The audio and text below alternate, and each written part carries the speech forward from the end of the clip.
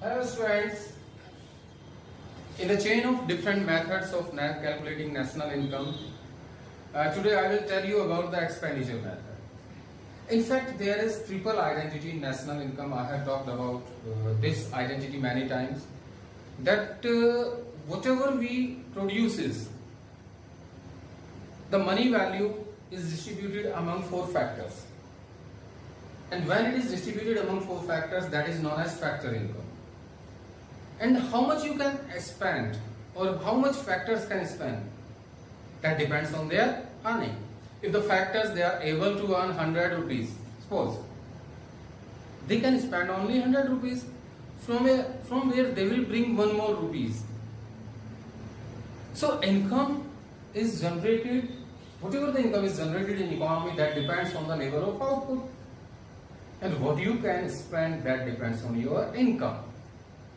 So that's why it is said that output is identical to the income and income is always identical to the expenditure. So we can calculate national income through any methods, whether it is value added method or your income method or expenditure method. So today I will tell you expenditure method. As we have discussed many times that economy is divided into four sectors like household, government, producer, and rest of the world. So we will add the expenditure of all these sectors. Number one, the expenditure made by the households is known as private final consumption expenditure, which includes all type of expenses made by the household or an individual in order to hire or purchase goods and services. That will be the part of private final expenditure, like purchase of cold drink, fee of kids, purchase of books, train fare, book fare, premium paid by household. All these are the part of private final consumption expenditure. In simple words, you must understand whatever the expenses are made. Listen this line carefully. Whatever the expenses are made by household or an individual in order to purchase or hire any goods and services, that is part of private final consumption expenditure, including expenditure made by non-governmental organizations. Non-governmental organizations, they are known as NGO, non-profit organization NPO, church, temples. All expenses made by these organizations are also the part of private final consumption expenditure. Whether it is non-governmental organization, whether it is non-profit organization, whether it is Gurudwara, Mandir, temple or church. That is your private final consumption expenditure. Sometimes to create confusion, examiner may ask you or may give you expenditure made by a person or personal expenditure. Expenditure made by household, expenditure made by an individual, expenditure made by a person or personal expenditure. All these components reflects private final consumption expenditure. Now the second sector is government. The expenditure made by the government is known as government final consumption expenditure. Why we call it consumption expenditure of the government? Because we don't have any clear data regarding that, how much government spends. Because the basic objective of the government is welfare maximization. And in order to increase the welfare of society, government purchase in bulk and distribute in bulk. There is the issue of mass consumption. So we cannot measure that. We don't have data related to that. So we have assumed that according to NIA, National Income Accounting, we have assumed that government is producer as well as consumer itself.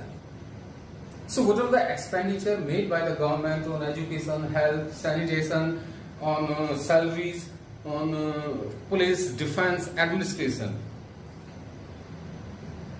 as well as intermediate consumption of government is the part of government final consumption expenditure. What I said, intermediate consumption, you will say that, sir, no. Intermediate consumptions are just deducted from value of output. Yes, you are right. Yes, you are right. But students, listen one point. The government is not a profit earning organization. The government works for the welfare of the people. Suppose government purchase medicine to distribute to the public. So ultimate consumer is public. But we don't have data related to that. How many, what is the level of distribution of medicine? Government purchase, it becomes intermediate, but government does not increase the value of medicine. Suppose government purchase a tablet at the rate of 1 rupees per tablet and distribute it at 50 paisa or in free to the public. Is there any value addition? No.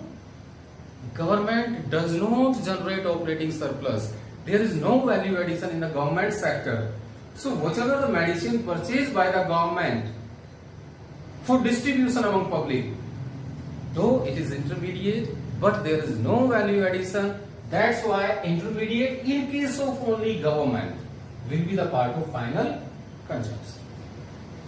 Second thing, whatever the expenditure is being made by the government on transfer payments like scholarship, old age pension, you can say that financial aid, gifts, grants, these are transfer payments. These are not the part of government final consumption expenditure. So if transfer payments, any type of transfer payment or transfer expenditure is given to you, that will not be included in government final consumption expenditure. Sometimes examiner create a great confusion. Examiner write final consumption expenditure, only final consumption expenditure. That is the sum total of private as well as government. If final is given, you will not use these two. Okay. Now the third component, that is gross domestic capital formation. It is the expenditure made by the producer. When we calculate, estimate expenditure made by producer, that is known as gross capital formation or gross domestic capital formation. In short, it is written as GDCF, and sometimes it is also known as gross investment. Okay, the students make error here at this point. This gross investment or gross domestic capital formation is equal to gross domestic fixed capital formation plus change in stock. So we just confused between these two words. Gross domestic capital formation, gross domestic fixed capital formation. We just not aware about the difference of this fixed capital and gross capital. In fact, gross capital formation or gross investment is divided into two parts. Gross fixed investment or gross fixed capital formation, and if fixed capital formation is given, we add change in inventory or change in stock to get total investment. So either these two will be added or gross investment will be considered. This is the basic problem of national income, whether we have to use the total and avoid to the component. If both components are given, then there is no issue of this one. If gross domestic capital formation is given and change in stock is given, so students, add change in stock in the gross capital formation. No, it is wrong. It is to be added when fixed is given. When fixed is given to you. Okay. One more thing. Let's proceed further. This fixed capital formation is also divided into three parts. Gross business fixed investment, gross residential fixed investment, gross public fixed investment. So you must be aware, if these three are given, their total is gross fixed investment. and you have to add change in stock. Then you will get gross domestic capital. If gross fixed capital formation is given to you and any one component of out of these three is given, you have to avoid the component, you have to consider the total. Got it? So that is your gross investment. Gross investment, now the contribution of rest of the burden expenditure. Net export, that is the difference between export and. When you will add all these four expenses or four sectors, you will get GDP-MP, gross domestic product at market price. And now we have to reach at national income. Net factor income, we will add net factor income from abroad. Domestic will be converted into national. We will deduct net indirect taxes. Market price will be converted into factor cost. We will deduct depreciation. Gross will be converted into net. And you will get net national income, NNPFC. So that was the method about to calculate national income through expenditures. One more twist is here. If this investment is given on net,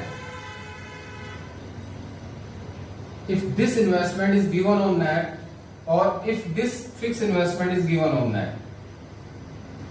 Let us start from the fixed investment. If this fixed investment is given on net, your total investment will become also on net.